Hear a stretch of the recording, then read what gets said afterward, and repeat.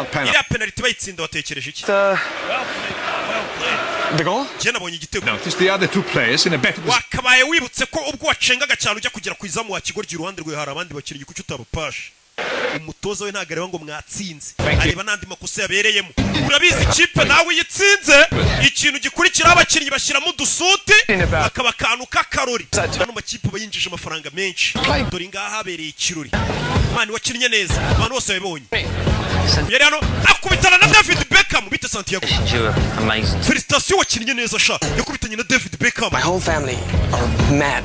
Famille yanjye yose ifana Real Madrid. Nyogokuru wanjye aragukunda David Beckham. You'll be there one day. Nukomeza gukina ukuntu abonye ukina uzagera ku rwego nk'urwacu. Uwo ni David Beckham yagasani.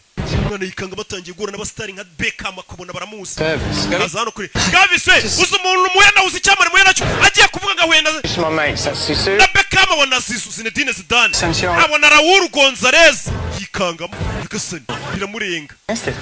Urukuri iki kumwe n'uyu muntu kare ufite imodoka niwe marifti abana umwana bamumenye Zidane ukuntu amureba ubona abastari bo kurundi rwego twebwe turagiye mukomeze mugira ibihe byiza. Zidane ayitacaho Raúl González acaho baby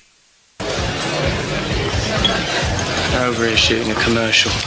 Mucho dinero. Bano baje gushutinga commercial cyangwa se amapublicity amavideo y'amapublicity bakorera amafaranga menshi cyane. Where? Wumvishe ko babatinya ariko. Town, son. Uyu numujyi wanjye mwana. Ngeno mwere kandi tujya kurira show.